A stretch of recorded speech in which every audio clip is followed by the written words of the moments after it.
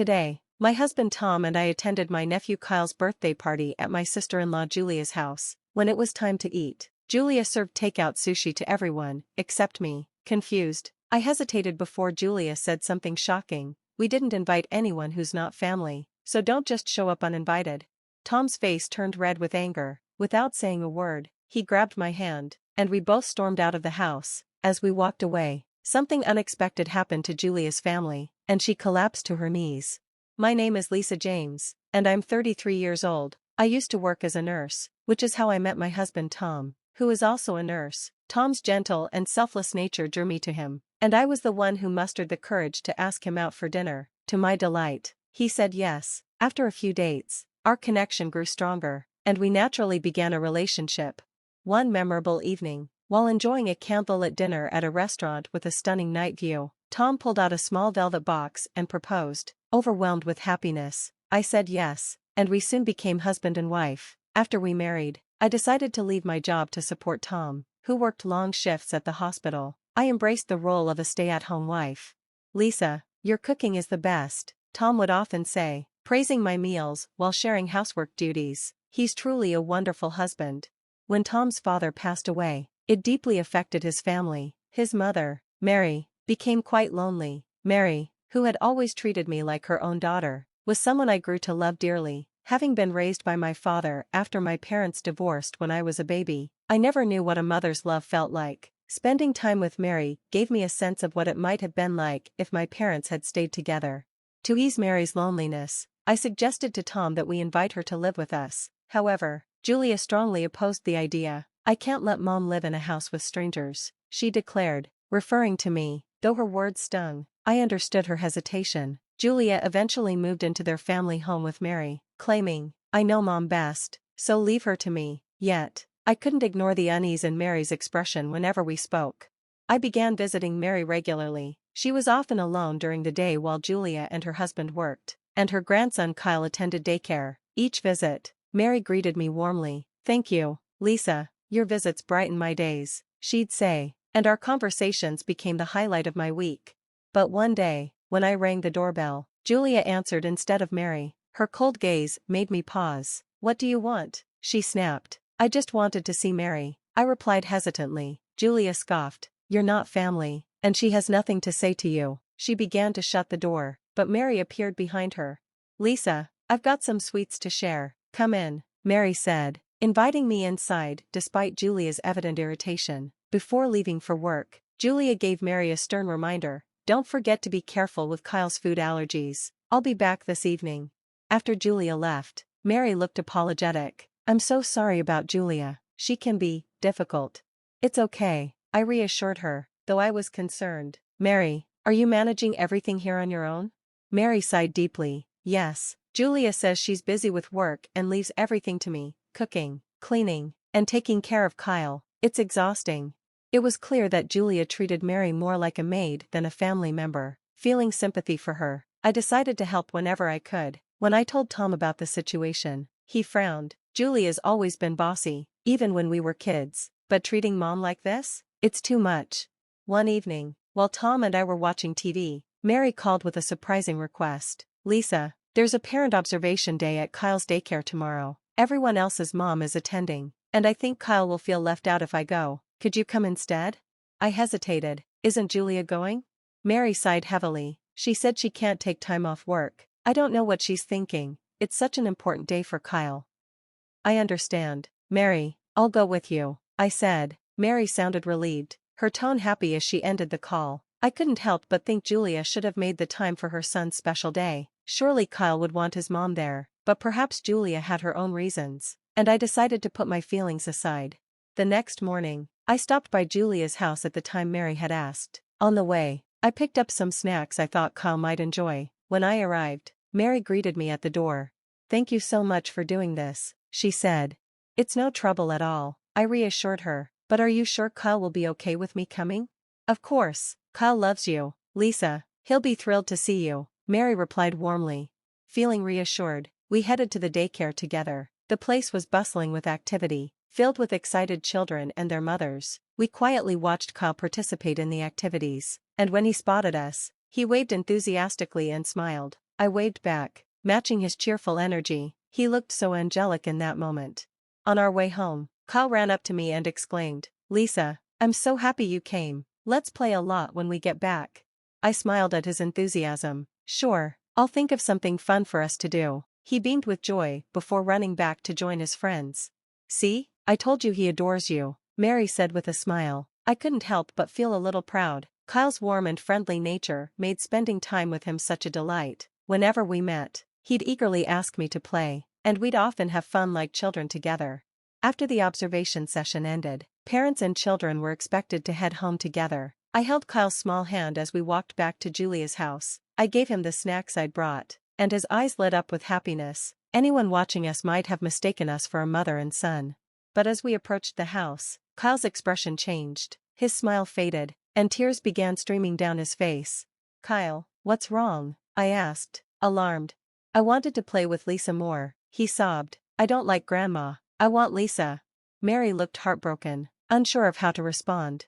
"Shall we play a little longer?" I offered gently. Originally, I had planned to head home after the observation, but seeing Kyle so upset, I decided to stay for a while longer. We played games together, and time flew by. Before I knew it, it was dinner time. Mary looked exhausted, so I decided to cook something before leaving. "Kyle, what would you like to eat?" I asked. "A hamburger, a big one," he exclaimed. With the ingredients available in the fridge, I quickly whipped up a hamburger, carefully avoiding eggs because of Kyle's allergy. I even drew a happy face on it with ketchup, which made Kyle squeal with excitement. "Eat up, Kyle, enjoy," I said with a smile. Kyle dug in happily. "Thank you, Lisa, let's play again soon." After dinner, Mary walked me to the door to see me off. Kyle looked a bit sad as he waved goodbye. Just then, we heard the front door open.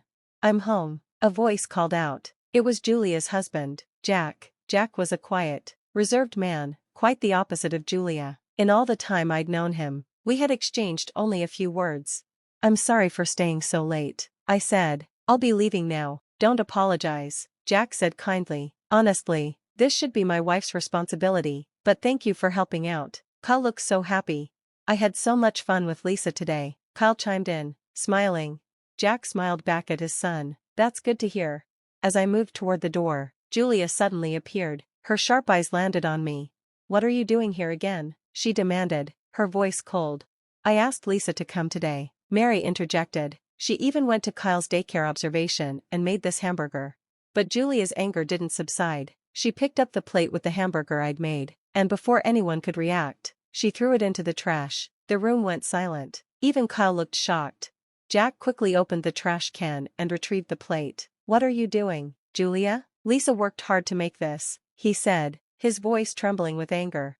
Julia snapped back at him. "Don't talk to me like that. I earn just as much as you, if not more. Show some respect." Jack fell silent, his shoulders slumping in defeat. Julia's domineering attitude clearly weighed heavily on him. Feeling overwhelmed, I quickly apologized. "I'm sorry for overstepping. I'll leave now." Julia glared at me. "Stay out of my kitchen next time, or you'll regret it." Fighting back tears, I hurried out of the house. On the way home, I couldn't stop crying. All I had wanted was to help, but my efforts only seemed to anger Julia further. Why did things always go wrong when I tried to do the right thing? When I got home, the lights were already on. Tom had returned from work and was preparing dinner. Seeing my tear-streaked face, he rushed over. "Lisa, what happened?" he asked, concerned. I told him everything. His face turned red with anger. "Julia, again." "I'm calling her right now," he said, grabbing his phone. "No, please don't," I said quickly. "I don't want things to get worse." Tom sighed and put the phone down. He pulled me into a hug. "I'm always on your side, Lisa, no matter what." In that moment, I felt so grateful to have Tom in my life. For a while, I avoided Julia's house, afraid of another confrontation. But then one day, my phone rang, and to my surprise, Julia's name appeared on the screen. Hesitantly, I answered. "Next week is Kyle's birthday. We're having a party, so make sure Tom comes," Julia said curtly. Before I could respond, she added, "And don't forget the birthday present," then hung up.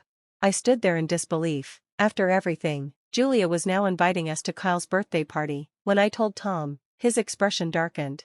"There's something going on," he said. "Maybe, but it's for Kyle," I replied. "We should go."